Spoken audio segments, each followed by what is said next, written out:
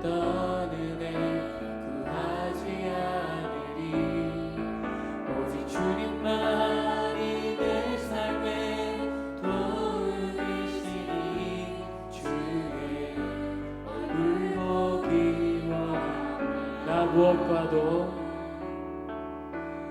무엇과도 주님을 바꾸지 않으리.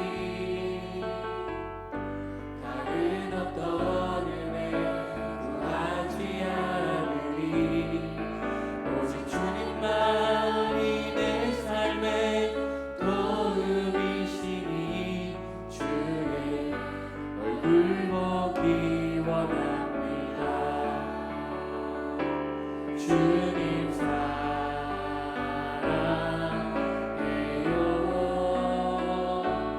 온 마음과 정성 다해 하나님의 신실한 친구 되기 원합니다. 나 무엇과도 주님을 바꾸지 않으리. 무엇과도 주님을 바꾸지 않으리. 다른 어떤 은혜 구하지 않으리. 오직 주님만이 내 삶의 도움이시니 주의 얼굴 보기 원합니다. 주님 사랑해요.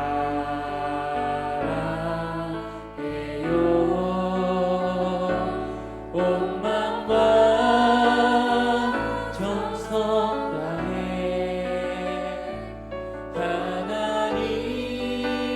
하나님의 신실한 친구 되기 원한 주님 사랑해요. 주님 사랑해요.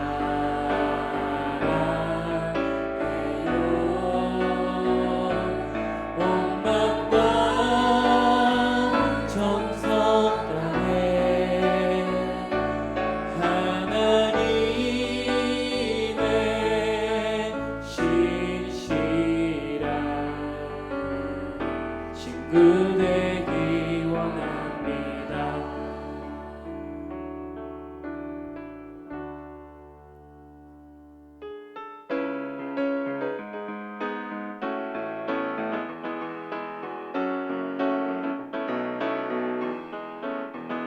내 진정 사모하는 친구가 되시는 구주 예수님은 아름다워라.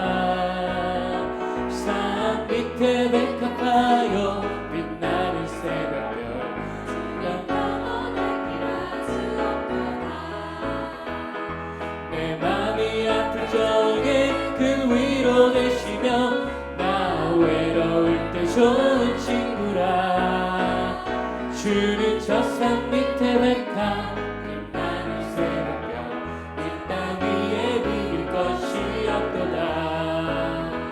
내 몸의 모든 염려 이 세상 고난도 주님 항상 같이 하여 주시고 시험을 당할 때에 악마의 계교를 즉시 물리치사 나를 지키는 온 세상 날 버려도 주 예수 안 버려 끝까지 나를 돌아보시니 주는 저 산 밑에 백합 빛나는 새벽별 이 땅 위에 비길 것이 없도다. 내 맘을 다하여서 주님을 따르며 길이 길이 나를 사랑하리니 물불이 두렵지 않고 창검도 거듭내 주는 높은 산성 내 방패시라. 내 영혼 먹이시는 그 은혜 누리고 나 친히 주를 뵙길 원하네. 주는 저 산 밑에 백합 빛나는 새벽별 이 땅 위에 내 진정 사모하는 내 진정 사모하는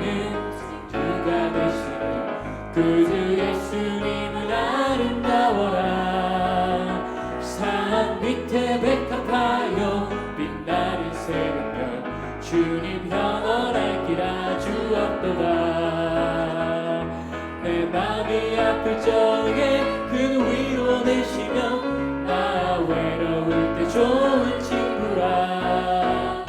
주는 저 산 밑에 백합 빛나는 새벽별 이 땅 위에 믿을 것이 없도다. 내 몸의 모든 염려 이 세상 보라도 주님 항상 같이 하여 주시고 시험을 당할 때에 악마의 개교를 즉시 물리치서 나를 지키네. 온 세상 날 버려도 주 예수 안 버려 끝까지 나를 돌아보시니. 주는 저 산 밑에 백합 빛나는 새벽별 이 땅 위에 믿을 것이 없도다. 내 맘을 다하여서 주님을 따르며 길이 나를 사랑하리니. 물불이 두렵지 않고 창검도 경험해 주는 높은 산성 내맘 되시라. 내 영혼 먹이시는 그 은혜 누리고 나 친히 주를 뵙기 원하네. 주는 저 산 밑에 백합 빛나는 새벽별 이 땅 위에 믿을 것이 없도다.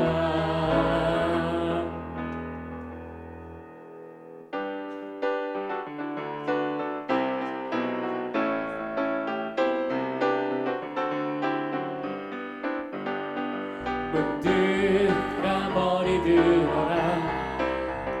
들릴지어다 영원한 문들아. 영광의 왕 들어가시도록 영광의 문들아 머리 들어라. 문들아 머리 들어라. 들릴지어다 영원한 문들아.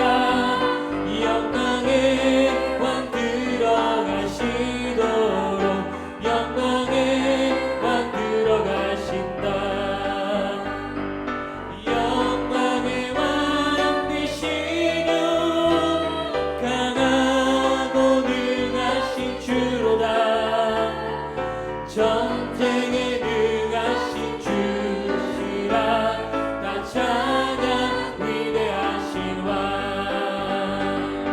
왕께 만세 왕께 만세.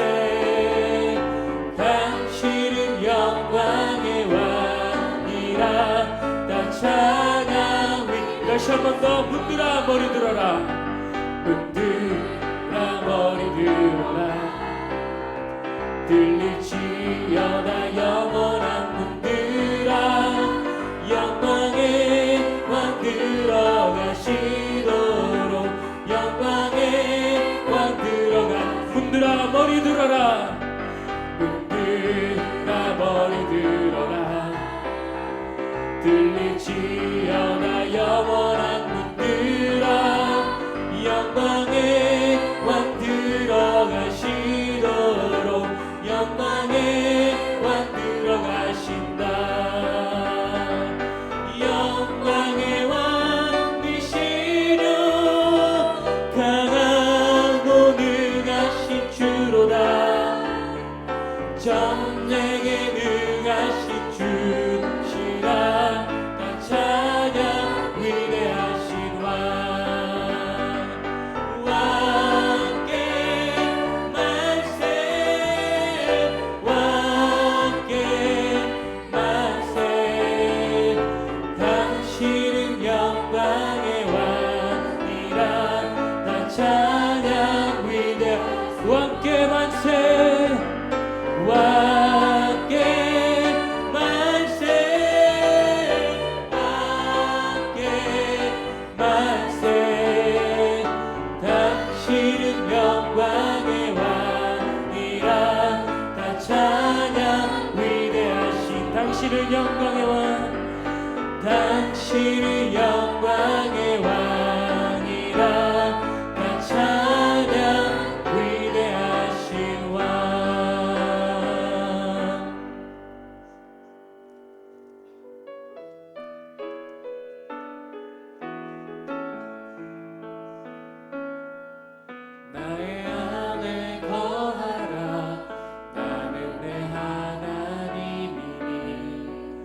모든 환난 가운데 너를 지키는 자라. 두려워하지 말라.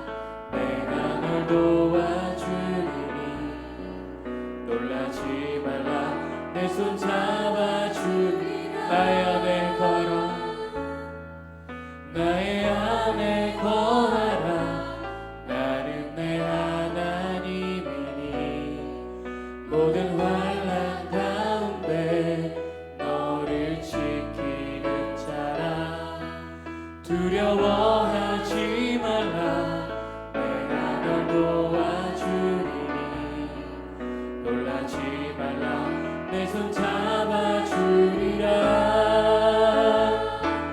내가 너를 지명하여 불렀나니 너는 내 것이라. 내 것이라. 너의 하나님이라.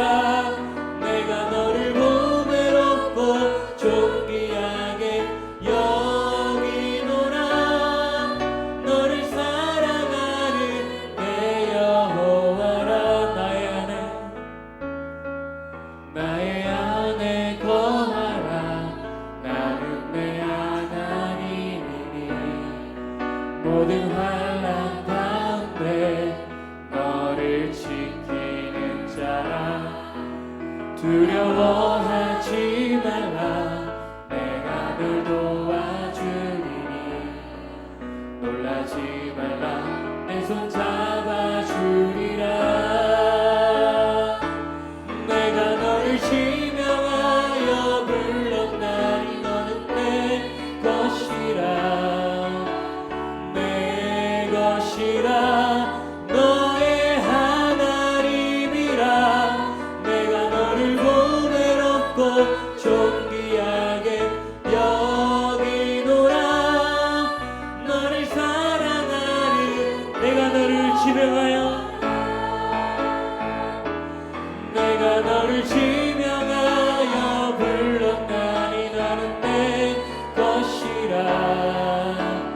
내 것이라. 너의 하나님이라. 내가 너를 보배롭고 존귀하게 여기노라. 너를 사랑하는 내가 너를 지명하여 불렀나니. 내가 너를 지명하여 불렀나니 너는 내 것이라. 내 것이라. 너의 하나님이라. 내가 너를 보배롭고 존귀하게 여기노라. 너를 사랑하는 내 여호와라.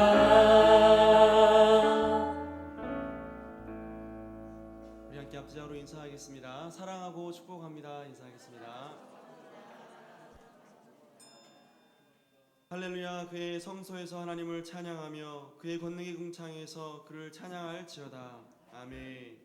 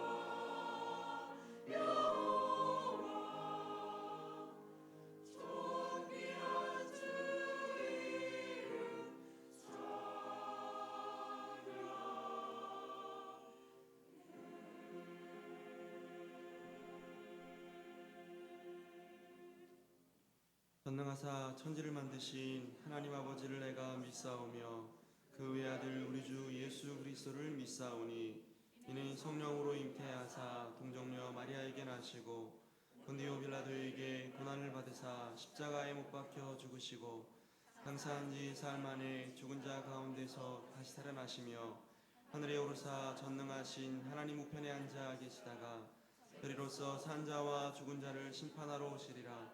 성령을 믿사오며 거룩한 공예와 성도가 서로 교통하는 것과 죄를 사하여 주시는 것과 몸이 다시 사는 것과 영원히 사는 것을 믿사옵나이다. 아멘. 한 주간의 삶을 돌아보며 참회의 기도를 드리겠습니다.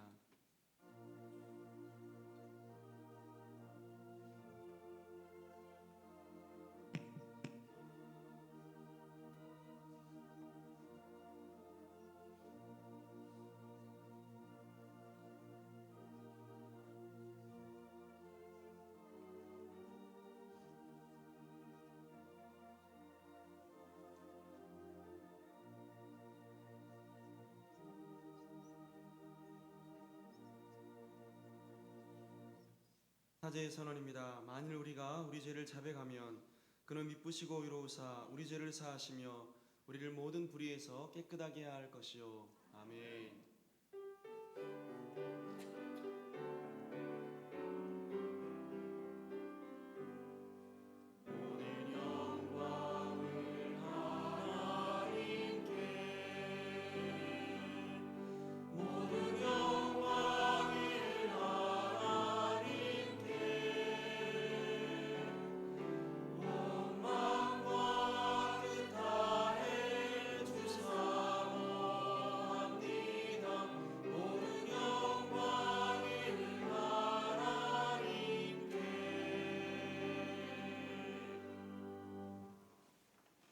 제1은 너는 나 외에는 다른 신들을 내게 두지 말라.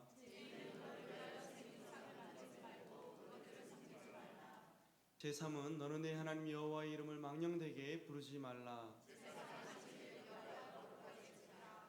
제5는 내 부모를 공경하라. 제7은 간음하지 말라. 제9는 내 이웃에 대하여 거짓 증거하지 말라. 아멘.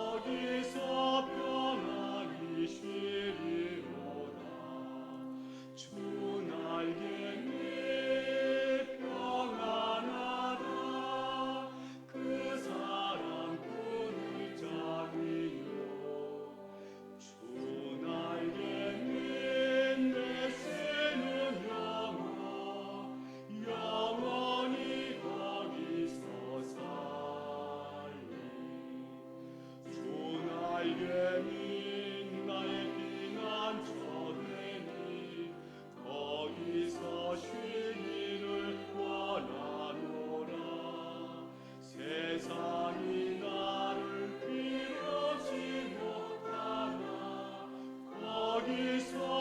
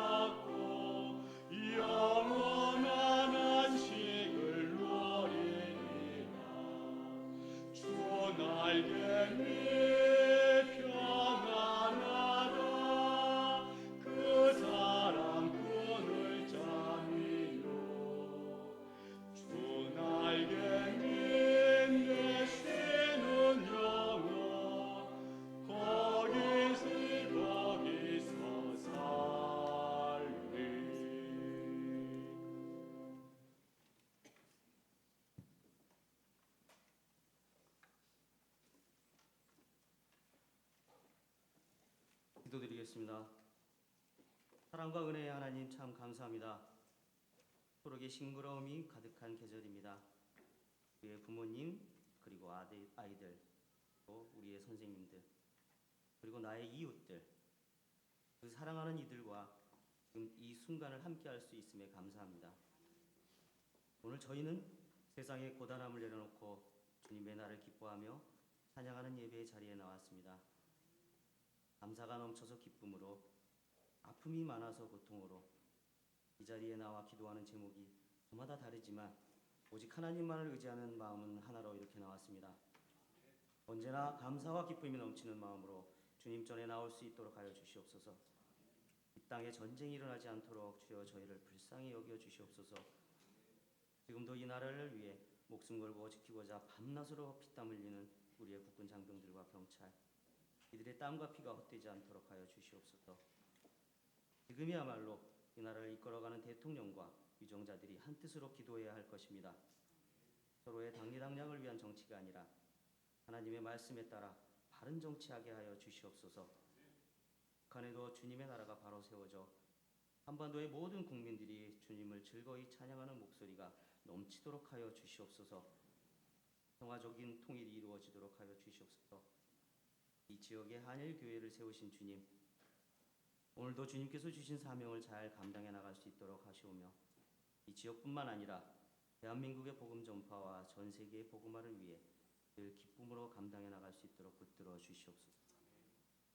비록 몸은 불편하시나 지금도 하나님의 나라와 이 나라의 미래와 한일교회의 모든 성도들을 위해 밤낮으로 기도하시는 김성규 담임 목사님, 전에도 사랑하시고 지금도 여전히 사랑하시고 아끼시는 김성규 담임 목사님께 전보다 더욱 강건함 허락하시고 동역하시는 부교육장님과 사모님 늘 기쁨과 감사가 넘치며 주님께서 맡기신 소명을 충실히 감당해 나갈 수 있도록 능력에 능력을 더하여 주시옵소서.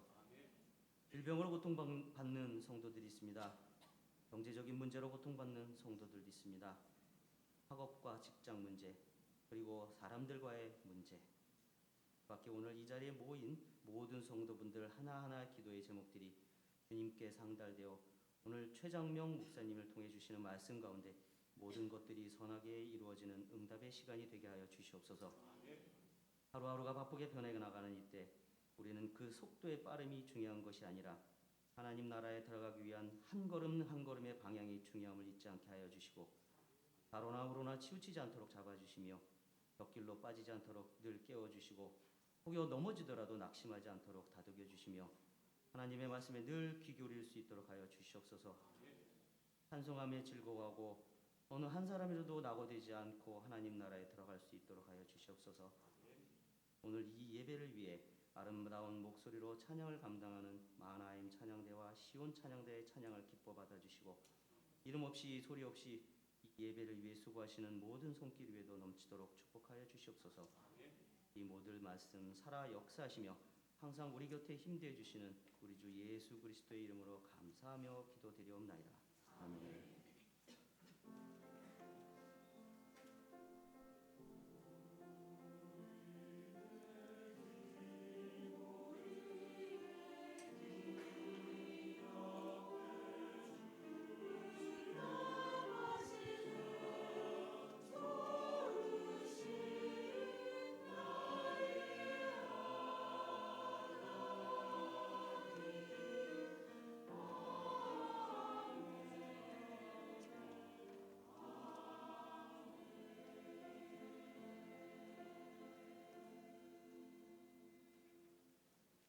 함께 일어서서 하나님 말씀을 받겠습니다. 오늘 우리에게 주시는 하나님 말씀은 룻기 4장 13절로 22절 말씀입니다.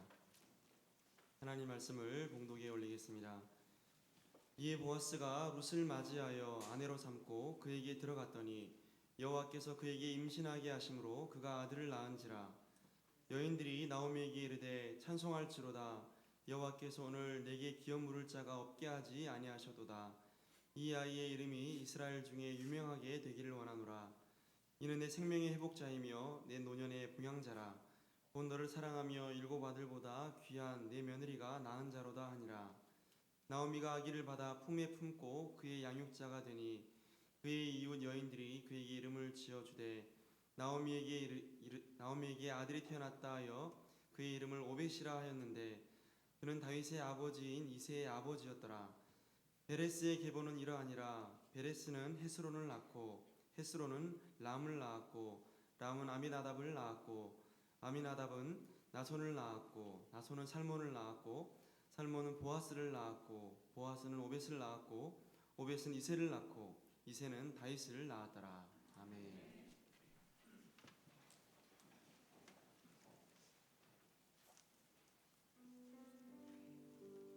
주 예수 내 맘에 들어와 계신 후 변하여 새 사람 되고 내가 늘 바라던 참빛을 찾음도 주 예수 내 맘에 오심 물밀듯 내 맘에 기쁨이 넘치는 주 예수 내 맘에 오심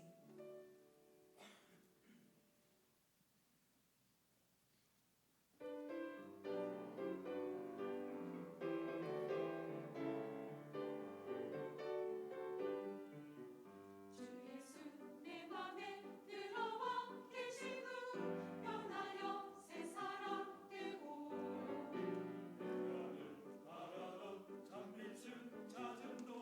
주 예수 내 맘에 오심 주 예수 내 맘에 오심 주 예수 내 맘에 오심 물밀듯 내 맘에 기쁨이 넘치는 주 예수 내 맘에 오심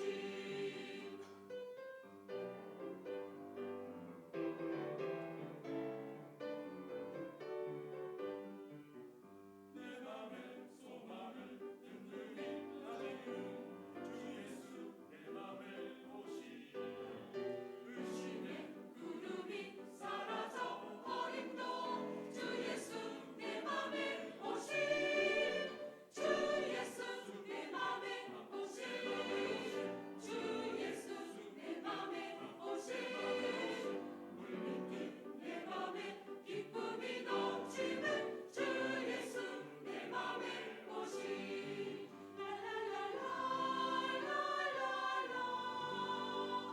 기분 넘쳐 주 예수 내 맘에 오심 기쁨이 넘치네 기뻐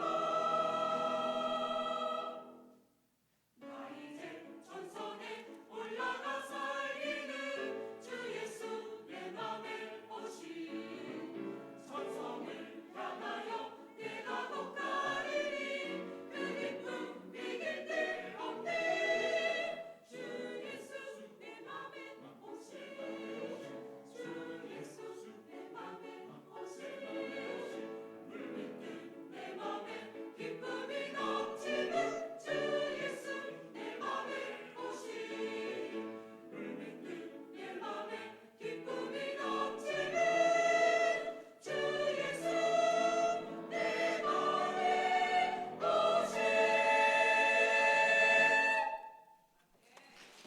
아멘. 감사합니다. 할렐루야.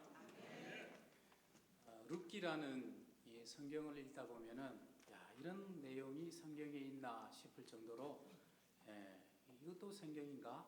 왜냐하면 거기에 하나님이 등장하시지 않거든요. 그래서 그런 생각이 들 때가 많은데 이 룻기의 내용이 한마디로 말하면은 과부열전이라고 할 수 있습니다.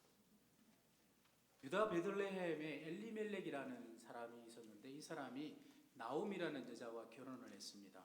그래서 말론과 기련이라는 두 아들을 낳고 살았는데 이스라엘에 기근이 옵니다. 그래서 먹고 살기 위해서 그 가난을 피해서 이 가족들을 데리고 모압 땅으로 이방 모압 땅으로 이주를 하게 됩니다. 그런데 어느 날 이 나오미의 남편 이 엘리멜렉이 그 이방 땅에서 죽습니다. 죽고 난 이후에 두 아들 말론과 기련이 거기서 결혼을 하는데 모압 땅 이방 여인들과 이렇게 결혼을 하는데 한 명이 우리가 오늘 보았던 룻 그리고 또 한 명이 오르바입니다. 그런데 한 10년쯤 그렇게 살았을까? 이 두 아들 참 안타깝게도 이 말론과 기럝까지 그 이방 땅에서 죽습니다. 그래서 이 가정에 이제 나오미, 어머니 나오미와 시어머니 나오미와 이 두 자부만 이렇게 남게 되었죠. 이 어머니도 과부고요. 이 두 자부도 이제 과부가 되어서 이렇게 한 집에서 살아가는데, 그때 고향 베들레헴 소식이 들려오기를 하나님께서 그 백성을 불쌍히 여기셔서 기근을 해결해 주셨다라는 말을 듣고 나오미가 다시금 고향으로 돌아가고자 이렇게 결단을 하면서 두 며느리에게 나는 고향으로 돌아갈 테니까 너희 두 사람은 너희들까지 나를 따라올 필요 없이 너희들은 이제 아주 젊으니까 여기에서 새롭게 출발을 하라, 그렇게 합니다. 그랬더니 두 며느리가 시어머니 앞에서 웁니다. 울면서 우리도 어머니와 함께 가겠습니다, 따라가겠습니다. 그랬더니 어떻게 너희들이 남편 없이 평생을 나와 함께 하겠느냐, 너희들은 이곳에 남아서 새롭게 출발하면 될 것이다, 나만 돌아가겠다. 그랬더니 결국은 그렇게 해서 겨우 설득해서 오르반은 기련의 아내였죠. 오르반은 그 땅에 남고 이 룻은 끝까지 어머니를 따라가고자 1장 16절부터 이렇게 말합니다. 어머니께서 가시는 곳에 나도 가고 어머니께서 머무시는 곳에서 나도 머물겠나이다. 어머니의 백성이 나의 백성이 되고 어머니의 하나님이 나의 하나님이 되시고 어머니께서 죽으시는 곳에서 나도 죽어 거기 묻힐 것입니다. 내가 죽으면 죽었지 어머니를 떠나는 일은 결코 없을 것입니다. 친자식도 아닌데 자부가 그렇게 말합니다. 룻은 아마 생각했을 것입니다. 자신도 물론 남편을 잃었지만 그 시어머니 나오미의 그 인생을 생각할 때에 참 그 처지가 한없이 불쌍하고 기가 막힌 것입니다. 남편 죽죠. 기둥과 같이 생각했던 두 아들마저도 이방 땅에서 죽죠. 한마디로 한 집안의 몰락입니다. 고대 이스라엘 사회에서 여자 혼자 살아간다라는 것, 이건 정말 힘든 일입니다. 이 모든 것을 알았기 때문에 아마 룻은 나라도 있어야 됩니다. 어머니 혼자서 안 됩니다. 나라도 있어야지 내가 어떻게 해서든 어머니를 복양해야지 어머니가 살아갈 수 있지 않겠습니까? 아마 필시 룻의 마음 가운데는 분명히 그런 마음을 품었을 것입니다. 그래서 이 두 사람이 유대로 돌아옵니다. 이 유대로 돌아왔지만 베들레헴에 왔지만 이 여자들 힘으로 먹고 살 게 없습니다.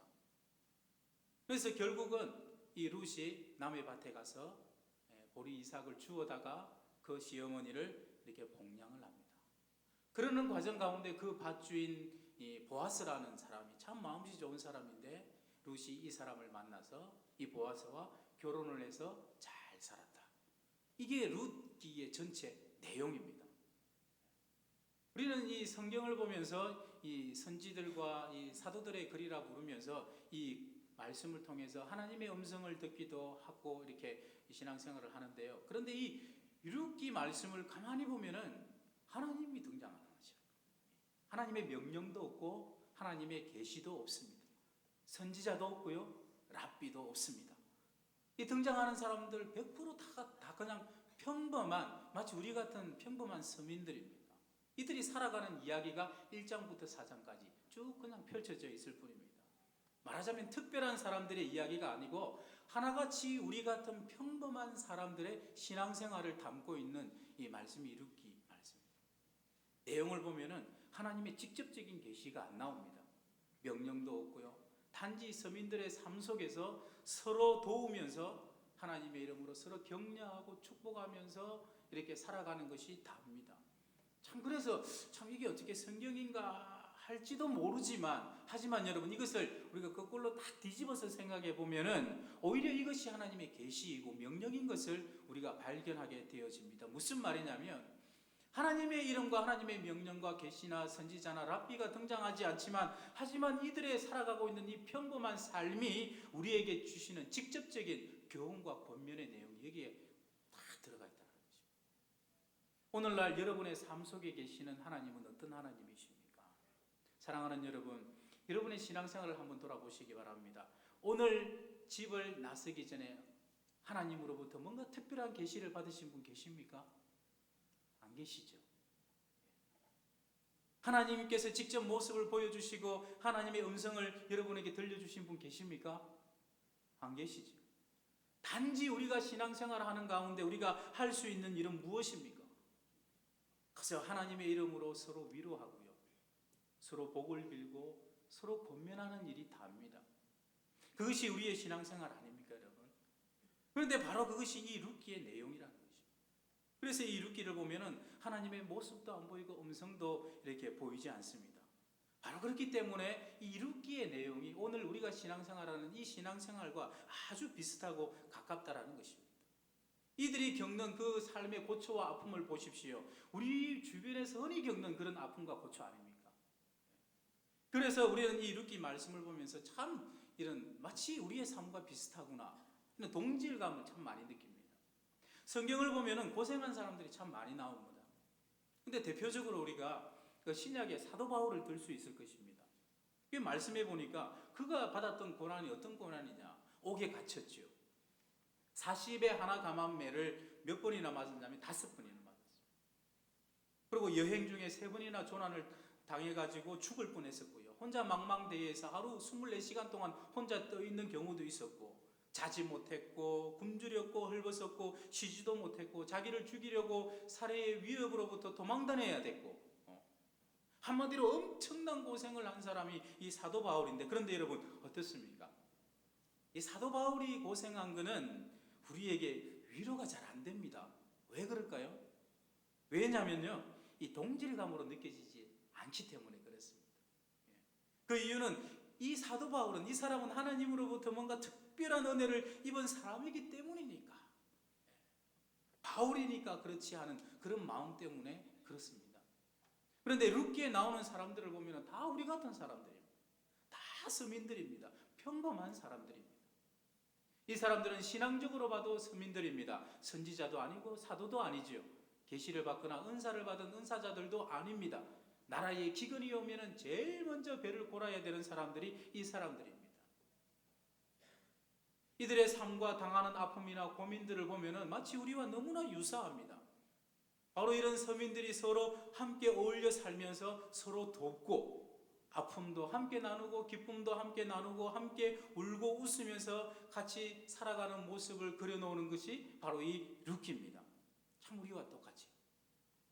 그래서 여러분이 과연 나의 삶 가운데 내가 살아가는 이 평범한 이 삶이 과연 무슨 의미가 있을까라는 어떤 그런 의문을 가지시고 내 삶 속에서 뭔가 의미를 발견하기를 원하시는 분이 계시다라면은 그 무엇보다 이 룻기를 봐야 하고 그곳에서 하나님의 메시지를 우리가 뽑아낼 수 있어야 됩니다. 여러분, 신앙생활을 하면서 가끔씩 우리는 번민할 때가 있습니다.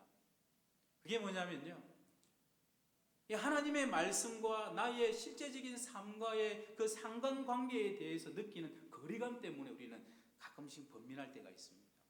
왜 이런 생각이 드냐면요, 하나님의 말씀을 우리의 삶에서 너무 멀리 띄워놓고 있기 때문에 그렇습니다. 이게 무슨 말이냐면, 우리가 생각할 때는 하나님의 말씀은 너무나 숭고하고 너무나 높은 가치를 지향하고 있는데, 그런데 그 하나님의 말씀에 비추어서 실제적인 나의 삶을 보면 어떻습니까? 그냥 뭐 별로 의미 없는 삶 같아 보이죠. 너무 평범해가지고 너무 가치 없는 것 같아 보인다, 그 말입니다. 아침에 일어나면은 세수를 하고 밥을 먹고, 여자분들은 설거지를 하고 또 일을 나갔다가 다시 돌아오고 이렇게 서로 부대끼면서 살아갑니다. 때로는 화를 내기도 하고 다투기도 하고, 때로는 막 분에 못 이기기도 하고 막 울기도 하고 웃기도 하고, 그런 어떤 이런 모든 이 평범한 이런 삶들이 점철된 우리의 이런 어떤 이 삶을 하나님의 말씀과 딱 비교를 하면은 왠지 모르게 거리감이 많이 느껴진다는 말이죠. 하지만 여러분, 하나님의 말씀이 우리의 삶 속에서 얼마나 가까이 와 계신가 하는 것을 피부로 느끼게 해주는 책이 있다면 바로 이 룻기입니다. 여러분, 하나님은 그렇습니다. 참 중요하고 참 가치 있는 것만 눈여겨보시는 분이 우리 하나님이십니다. 아무리 거창하고 아무리 대단하게 보인다 할지라도 하나님 보실 때에 헛된 것은 멸시하시는 분이 우리 하나님이십니다. 그 반대로 중요하고 가치 있는 것은 반드시 지켜보시고 기뻐하시는 분이 우리 하나님이신데, 바로 그 하나님의 눈이 아주 평범한 여인 이 룻을 참 아름답고 귀하게 보고 계시다라는 거죠. 왜 하나님께서 참 불쌍하고 구차한 이 여인의 삶을 기뻐하시고 만족하셨냐? 이 이유가 있습니다. 여러분, 룻기는요, 성경 사사기 다음에 바로 등장하는 성경입니다. 그리고 룻기 1장 1절에 보면은 이렇게 시작을 합니다. 사사들이 치리하던 때에, 이렇게 시작을 하고 있죠. 따라서 이 룻기는 사사기와 같은 시대의 글입니다. 그렇기 때문에 이 룻기는 사사기와 함께 보시는 것이 참 좋습니다. 그런데 룻기를 보면서 같은 한 가지 의문이 있습니다. 같은 시대의 글인데요. 그런데 왜 룻기를 사사기에 딱 그냥 포함시켜버리지? 하나님은 왜 굳이 사사기와 딱 떼어 놓았을까? 룻기는 다 해봐야 4장밖에 안 됩니다. 그냥 붙여버려도 아무 이상할 것 없습니다. 그런데 왜 하나님께서 이 룻기를 사사기와 구별해가지고 딱 별도로 떼어 놓았을까? 여기에 하나님의 뜻이 있다는 것입니다. 같은 시대에 일어난 사건이지만 하나님 보실 때에 이 룻기는 사사기와 구별되어져야 된다. 우리가 잘 아시겠지만 이 사사기는 한마디로 말하면 영웅들의 이야기입니다. 룻기와는 너무 대조적이죠. 룻기는 평범한 사람들입니다. 근데 사사기에 보면은 수많은 영웅들이 등장합니다. 굉장히 많은 전투 장면이 나오고요. 굉장히 통쾌하고 하나님께서 주시는 그 승리를 보면 짜릿하고 재미가 있습니다. 대표적으로 우리가 삼손이나 기드온 한번 생각해 보십시오. 그들이 승리하는 장면 얼마나 짜릿하고 통쾌합니까? 주일 학생들도 다 아는 그런 사건들입니다. 하나님이 직접 개입하셔가지고 기적적인 승리를 가져오시는데 참 통쾌합니다. 그런데 여러분, 참 이렇게 통쾌한 하나님의 승리가 담겨져 있는 이 사사기를 여러분 한번 쭉 읽어보면은 여러분 마음 가운데 어떤 마음이 남게 되냐면요, 통쾌함이 남는 것이 아니라 참 답답함이 남게 됩니다. 참 마음이 어렵습니다. 비록 승리는 계속되지만 전체적인 느낌은요, 오히려 굉장히 마음이 더 답답해집니다. 그렇게 영웅들이 많이 등장함에도 불구하고 끝까지 온전한 사람이 없습니다. 끝까지. 기드온이 그렇게 대단한 용사였지만 나중에는 결국 그도 우상을 취하게 되고요, 이스라엘의 올무가 되게 합니다. 끝이 개운하지 않습니다. 그 아들들은 또 난리를 칩니다. 삼손은 어떻습니까? 은사로 치면 삼손과 같은 인물이 없죠. 그런데 이 사람이 어떤 사람이냐면 자기 분대로 살아간 사람, 자기 기분대로 살아간 사람, 기분 나쁘면 사람을 마음대로 죽인 사람이 이 삼손입니다. 블레셋과 싸울 때에도 뭔가 어떤 대의를 가지고 싸운 것 아닙니다. 민족을 위해서 싸운 것 아닙니다. 사사임에도 불구하고 개인적인 복수로, 개인적인 분노로 인해서 내기에 지니까 약 올라가지고 불 지르고 사람을 죽이고 막 그러지 않습니까? 결국 두 눈이 뽑히고 블레셋의 놀이개감이 되기도 하는 그런 일들이 쭉 열거가 됩니다. 이렇게 영웅들의 이야기가 열거되면서 사사기 중간중간에 꼭 붙는 말이 있죠. 그게 뭐냐면 이스라엘이 또 여호와 앞에 범죄하여, 또 여호와 앞에 범죄하여. 그래서 하나님께서 그들을 어디에 손에 붙이시며, 그런 구절들이 또 나오고 있죠. 그러면서 사사기 제일 끝에 결론이 나오는데, 여러분 오늘 결론과 너무나 대조적입니다. 결론이 뭐라고 말하냐면은 그때에 이스라엘의 왕이 없으므로 각각 자기의 소견에 옳은 대로 행하였더라. 마음껏 죄를 지으면서 마음껏 살았다, 그 말입니다. 왕이 없어서 제 마음대로 살았다. 하나님을 왕으로 섬기지도 않았고 마음대로 살았다, 그 말입니다. 그렇게 많은 영웅들이 등장을 했음에도 불구하고 하나님 보실 때에 이 이스라엘을 제대로 이끌어줄 만한 지도자가 그 많은 영웅들 가운데 한 사람도 없더라. 참된 왕으로 내가 세울 만한 사람이 없더라, 그 말씀입니다. 그런데 하나님의 마음에 합한 사람, 마음에 콕 드는 사람이 사사기에는 없는데 룻기에는 등장을 하죠. 사사기는 영웅들이 그렇게 많고 룻기에는 평범한 사람들인데, 그래서 여러분 하나님께서 사사기와 룻기를 딱 띄워. 오늘 우리가 읽었지만 룻기 마지막 장 마지막 절을 보면은 전율을 느낍니다. 전율을 느낍니다.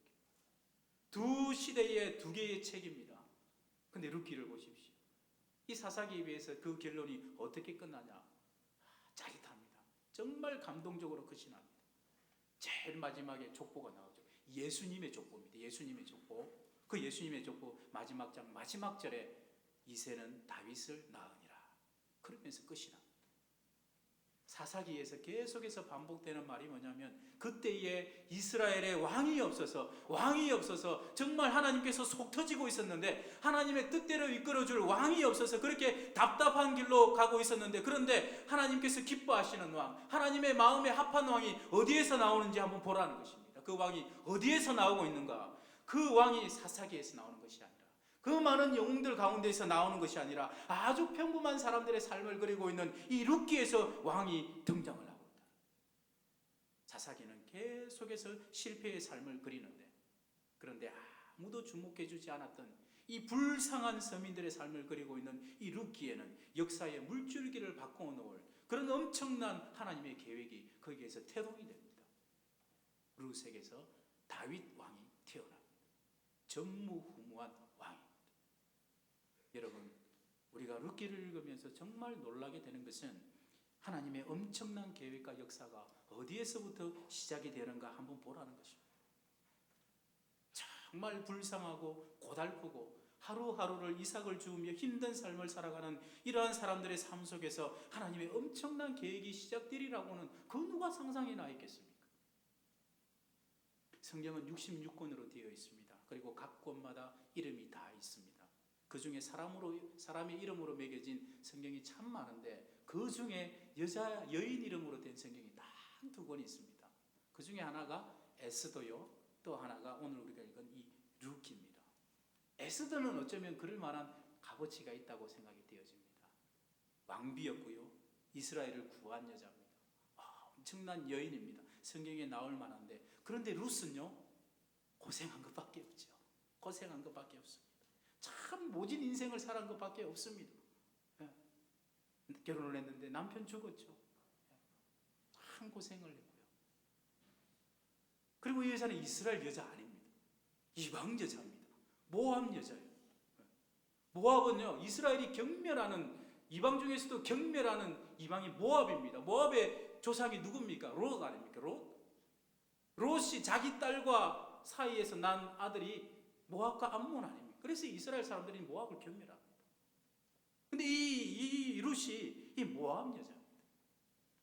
근데 참 놀라운 것은 그 누구도 이 여자를 주목해 주지 않았을 것인데 그런데 이 불쌍한 이 한 여인의 삶을 하나님은 주목해 주셨습니다. 눈을 떼지 않고 지켜보고 계시면서 그 삶의 조목조목 우리가 볼 때는 아주 평범한데 그 조목조목을 성경에 다 기록해 놓았습니다. 그러면서 그 여인을 통하여 하나님께서는 놀라운 그 삶 가운데 놀라운 일을 잉태시키시는데 메시아의 왕권의 상징입니다. 다윗 왕을 예비하셨습니다. 예수님의 조상의 이름 가운데 5 여인의 이름 가운데 이 룻이 들어갑니다. 여러분, 다윗 왕이 어떻게 준비되고 있었습니까? 그가 어릴 때부터 하나님을 잘 섬기고 목동이었고 순종을 잘해서 우리는 그렇게만 알고 있었는데 그런데 다윗 왕이 태어나게 된 배경 가운데 이 룻이 있다는 것을 여러분 오늘 아셨죠? 이 다윗이 그 누구라도 다 주목하고 인정할 만한 그런 볼만한 곳에서 태어난 것이 아니라 바로 이 서민들의 아주 평범한 사람들의 이 애틋한 삶을 통하여서 이 다윗이 준비되고 있었다라는 것을 오늘 우리 이 말씀을 통해서 깨닫게 되어집니다.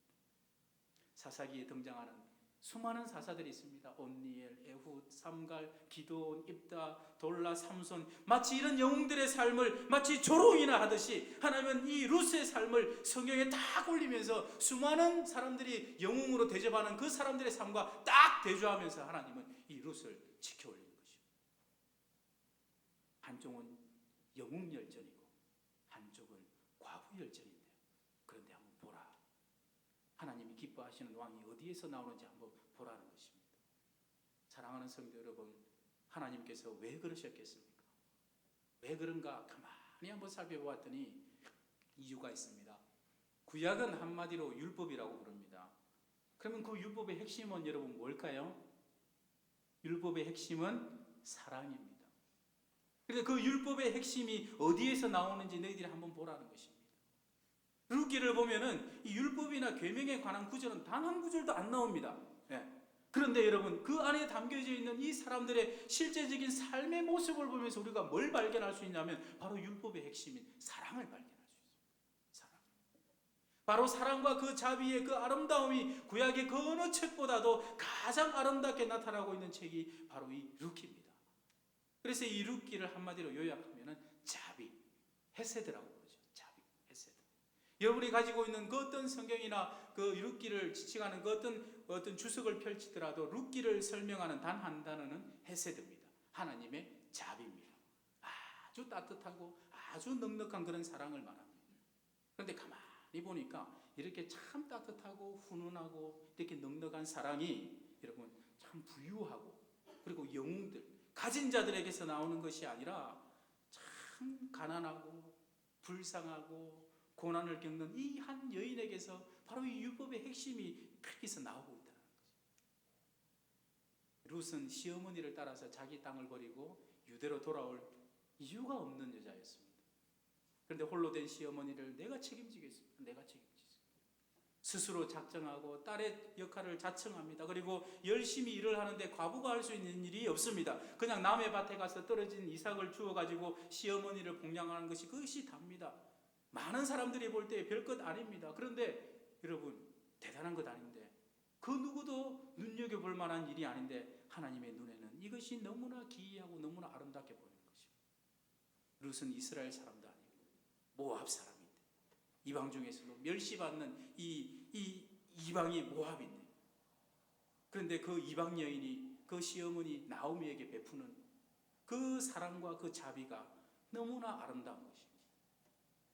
그리고 또 한 가지 이 룻기를 보면은 또 한 가지 사랑이 등장을 하는데요. 이 바로 이삭 줍기라는 것입니다. 하나님께서 정하신 것인데요. 자기 밭에 떨어진 이삭은 그 떨어진 것까지도 주인 것이지만 그러나 하나님께서는 가난한 자들, 고아들, 이방인들, 과부들이 와가지고 그걸 주워갈 수 있도록 그냥 내버려 두라 하셨습니다.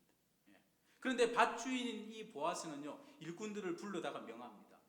룻이 이삭을 주울 때 곡식단 사이에서 줍도록 하라. 당시 이 주인들은요, 곡식단 사이에서는 못 줍게 했습니다. 거기는 주인이 그까지 다 주워가려고 많이 떨어져 있거든요. 그런데 명해가지고 곡식단 사이에서 줍게 하고 그것도 몰라 잘라가지고 곡식단에 있는 그 곡식을 조금씩 빼가지고 룻 앞에 떨어뜨려주라. 그리고 어떤 일이 있어도 이 룻이 상처를 입으면 안 된다. 그리고 수치를 당하게 해서도 안 된다. 꾸짖지 말라. 그러면서 룻에게 아낌없는 이 자비를 하나님께서 법으로 세우신 것보다 더 풍성한 자비를 보아스가 룻에게 베풀고 있습니다. 그래서 한 에바를 주었는데 여러분 그것을 집에 가져갔더니 시어머니와 일주일치 먹는 양식을 하루에 다 주어버린 거예요. 그러니까 보아스가 룻에게 이런 또한 자비를 그러니까 이 룻기에는 이 하나님의 자비, 헤세드가 그 면면이 싹 다 이렇게 명시는 되어 있지 않지만 행동으로 다 드러나 있는 것입니다. 그리고 또 하나 중요한 개념이 있는데 바로 고엘이라는 단어인데요. 이것은 기업을 물을 자, 구속자라는 뜻입니다. 이 즉 속량한다라는 것인데 자유롭게 해주고 회복시켜주는 것입니다. 바로 우리에게 있어서 구속자가 누가 되셨습니까? 예수님이죠. 예수님께서 그 온전한 사랑을 아낌없이 보여주신 것이 바로 그 십자가입니다. 바로 이 십자가의 사랑이 구속자의 사랑입니다. 자기를 희생해서 불행에 빠진 사람들을 구하는 것이 구속자의 그 사랑인데요. 이것이 룻기에도 등장을 합니다. 바로 이 보아스가 룻에게 기업 물을 자, 구속자가 되어주는데 사실 보아스보다 먼저 기업을 물을 어떤 우선순위에 있는 사람이 있었는데 이 사람이 따져봅니다. 내가 기업 물을 자가 될 때에 나에게 손해가 오겠는가 이익이 오겠는가 따져봤더니 손해인 거예요. 나는 안 물으겠다. 나는 안 하겠다. 그랬을 때 그러면 내가 할게. 그래서 보아스가 룻의 기업 물을 자가 되고 혼인을 하게 되어지는 거죠. 룻기를 읽으면 참 놀라지 않을 수 없는 것이 4장밖에 안 되는데요. 그 짧은 이 책에 하나님의 명령도 없고 선지자의 말도 없는데 이 성경의 원리, 율법의 원리가 참 그 안에 고스란히 다 들어있습니다. 지극히 평범한 서민들의 삶 속에 율법의 기본 원리, 핵심 원리가 온전하게 드러나고 있는데 말로 드러나는 것이 아니죠. 삶으로, 행동으로 나타나고 있습니다. 그래서 하나님이 사사기와 이 룻기를 대조하시면서 우리에게 하시고 싶으신 말씀이 뭐냐면, 진정 하나님께서 원하시는 위대한 삶의 모습이 어디에서 드러나고 있는지 너희들이 한번 보라는 것입니다. 사사기와 비교해 보면서 한번 보라는 것입니다. 시아버지 죽고 시어머니 과부되고, 남편 죽어서 자기도 과부되고, 동서도 과부가 되고, 온 집안에 온 남자는 다 죽었습니다. 몰락입니다. 이런 재앙이 어디 있습니까? 시어머니 나오미가 동네 사람들에게 그렇게 말했습니다. 나는 저주받은 여자다. 나는 저주받은 여자다. 그랬습니다. 그런데 여러분, 결론을 놓고 딱 보니까 정말 그렇습니까? 우리 하나님도 그렇게 평가하셨습니까? 아니요. 하나님은 나오미나 룻에게 너희들은 결코 저주받은 사람들이 아니란다. 오히려 너희들은 큰 은총을 받은 사람들이다. 내가 너희들을 통하여서 다윗 왕을, 너희들을 통하여서 완전한 왕 예수 그리스도를 내가 너희들에게 보내주겠다. 하나님의 계획이 그랬습니다. 룻이 이방 여인이었지만 당당하게 예수님의 족보에 자기 이름을 올리게 되어집니다. 사랑하는 여러분, 하나님께서는 모세를 통하여서 그 백성들에게 율법을 주셨습니다. 그리고 여호수아를 통해서 세겜에서 그 율법을 다시 한 번 더 갱신을 했습니다. 그리고 난 다음에 여호수아 시대 이후에 그 세대에게 주어진 과제가 뭐냐면, 모세를 통하여 준 율법을 너희들이 잘 지키느냐 못 지키느냐입니다. 그래서 모세 오경이 딱 끝나고 여호수아가 시작되면 그때부터 성경이 시작되는 말이 뭐냐면, 그 백성들이 모세를 통하여 준 율법대로 행하였다 못 행하였다, 그 기준이 그렇게 되어집니다. 그러면서 여러분, 하나님께서 이 사사시대에, 여호수아 시대 이후에 사사시대에 문제를 던져줬습니다. 이 율법을 주면서 너희들이 어떻게 사는지 한번 보겠다. 자, 이제 문제를 주시고 이제 이스라엘이 어떻게 풀었나 그 답을 보는데, 이스라엘이 답안지를 하나님께 제출을 했는데 그 답안지가 뭐냐? 사사기입니다. 참 엉터리였습니다. 참 엉터리였습니다. 우리 하나님께서 말하자면 선생님이 되셔서 채점을 하는데 기가 막히는 겁니다. 기가 막히는. 온 천하의 온 백성들이 자기 소견에 오른 대로 행하는구나. 자기 마음대로 죄를 짓는구나. 우상을 숭배하구나. 내가 겨우 기껏해서 살려놨더니 잠시 잠깐 또다시 죄에 빠지고 자기 마음대로 자기 소견에 오른 대로 살아가는 것입니다. 실패한 역사로 기록되어졌습니다. 자, 이게 틀린 답안지입니다. 근데 정답이 제출 또 하나 되는 거죠. 그래서 하나님이 룻기와 사사기를 딱 떼어놓은 겁니다. 정답이 바로 이 룻기입니다. 하나님의 율법이 말로만이 아니라 여러분, 그 삶 속에 그대로 녹아서 가장 완성된 형태로 나타난 것이 바로 이 룻기입니다. 표면적으로는 그렇습니다. 표면적으로 우리가 볼 때 참 불쌍하다, 불행하다, 딱한 인생이다 그렇게 했던 두 여자인데, 하지만 실제로는 그들만큼 귀하고 값지고 아름답고 의미 있는 인생을 살았던 사람도 별로 없습니다. 나중에는 사람들에게도 인정을 받죠. 이 룻을 향해서 7 아들보다 나은 자부다. 7 아들. 7은 완전수거든요. 아무리 많은 그 어떤 아들을 너에게 준다 해도 이 룻만큼은 못하다. 사람들도 인정하고 있습니다. 하나님뿐만이 아니라. 말씀을 맺겠습니다. 여러분, 학교를 다니시면서 아니면 어느 곳에서든지 시험은 다 치러 보셨을 것입니다. 특별히 여러분, 저도 가끔 그랬지만 저는 참 수학을 못했습니다. 수학도 못했고 영어도 못했는데, 그러면 다 못한 거죠. 근데 수학을 못했는데 주로 반 정도는 푸는데 그 반은 도저히 몰라가지고 연필을 굴리든지 막 그랬었던 경우가 참 많습니다. 나중에는 정신 차리고 조금 열심히 하긴 했지만, 참 그러다 보면은 무조건 큰 것을 찍을 때가 참 많습니다. 그러다 보면은 답을 틀릴 때도 참 많았는데요. 여러분 어떻습니까? 우리의 삶도 그렇습니다. 여러분, 숫자가 크다고 그게 답이겠습니까? 크든 작든 답이어야지 답인 줄로 믿습니다. 1이든 2이든 2든 답이어야 답입니다. 1억이든 1000억이든 답이 아닌 것은 아닌 것입니다. 무슨 말이냐면요, 정말 하나님께서 기뻐하시는 인생이 뭐겠냐는 겁니다. 하나님께서 기뻐하시는 인생이 어떤 삶이 하나님 앞에서 정답이겠습니까? 사람들이 늘 묻는 말이 뭐냐면, 왜 내 인생은 이렇게 힘들고 어렵냐는 겁니다. 왜 내 남들에게 주는 축복은 10개 같은데 왜 나는 2개, 3개의 축복밖에 못 받냐는 겁니다. 왜 남의 집에 가면은 고난이 이 3개밖에, 1개밖에 없는데 왜 나에게는 고난이 이렇게도 많습니까? 왜 하나님은 나에게 이 모양 요꼴로 이런 인생을 살게 하셨습니까? 이런 질문을 하는 사람들이 참 많습니다. 그런데 여러분, 성경을 한번 보시기 바랍니다. 진정 하나님께서 원하시는 삶의 가치가 그 숫자적인 행복에 있겠습니까, 여러분? 오늘날 사람들의 모습을 보면 어떻습니까? 오늘날 이 시대를 보면 어떻습니까? 여러분, 사사기를 보는 것 같습니까? 룻기를 보는 것 같습니까? 사사기를 보는 것 같습니다.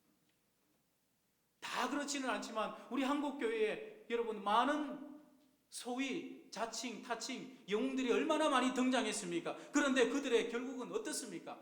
결국은 손가락질이었습니다. 결국은 손가락질. 여러분, 정말 하나님의 뜻이 어디에 있는 것 같습니까? 이 말을 꼭 마음에 담아두었으면 좋겠습니다. 오늘 이 말씀대로, 이 성경대로 오늘날 하나님의 일하심도 동일한 줄로 믿습니다. 내일의 교회를 이끌어갈 진정한 일꾼은요, 사사기에서 나오는 것이 아닙니다. 하나님께서 예비하시는 내일의 일꾼은 이 룻기와 같은 사람들의 삶 속에서 나오는 줄로 믿습니다. 만약 하나님께서 나에게도 이 룻과 같은 삶을 주신다면은 당장 눈앞에 보는 것만을 보시면서 절망하지 마시기 바랍니다. 우리 삶이 고달프고 힘들고 지친다 할지라도 좌절할 필요는 없습니다. 우리는 하나님의 자녀들입니다. 불행이 닥치고 어려운 시련이 와도 우리의 인생이 결코 무의미하게 끝나지 않을 것입니다. 분명 결말은 다를 것입니다. 하나님께서 왜 이와 같은 시련을 주시는 것인지, 그 주시는 이유는 우리로 하여금 삼류 인생을 만들기 위함이 아닌 줄로 믿습니다. 어쩌면 우리의 삶을 통하여서도 하나님은 내일의 큰 일꾼을, 또한 하나님께서만 하시는 큰 보물을 우리의 삶을 통하여서 준비하고 계시는지, 그것은 그 누구도 모르는 일입니다. 마리아가 예수님을 낳았지만 마리아라는 성경은 없습니다, 여러분. 바세바가 다윗의 왕비였지만 바세바라는 성경은 없죠. 그런데 여러분, 룻기는 있습니다. 아주 평범한 삶이었습니다. 그 누구도 대단하게 보는 것 같은 그런 인생이 아니었습니다. 그러나 하나님께서는 그의 인생을 특별하게 보셨고 보물과 같은 계획을 그를 통하여서 잉태를 시키셨고, 그리고 그의 이름을 성경책에 두었습니다. 기도하겠습니다. 하나님 아버지, 감사합니다. 참으로 보잘것없는 우리의 인생들인데 하나님이 함께 하심으로 우리의 삶이 의미를 가지고, 또한 주께서 인도하심으로 우리의 발걸음이 흩은 데로 빠지지 않고 오직 주님만 바라보고 가게 하심에 감사를 드립니다. 하나님, 우리의 삶 속에 담긴 그 의미를 지금은 다 깨닫지는 못할지라도 오직 주님만을 바라보면서 날마다 우리의 마음을 주님께 향하고 주께서 주시는 하루하루를 큰 일과 작은 일을 마다하지 않고 온전히 충성을 다할 수 있는 모든 복된 성도들 다 되게 하여 주시옵소서. 예수님의 이름으로 기도드립니다. 아멘. 광고 드리겠습니다. 다음 주일 오후 찬양 예배 시간에는 부부 세미나가 진행이 됩니다. 행복보다 거룩으로 세워가는 부부의 삶이라는 제목으로 우리 고려신학대학원의 황지영 교수님께서 오셔서 세미나를 진행해 주시겠습니다.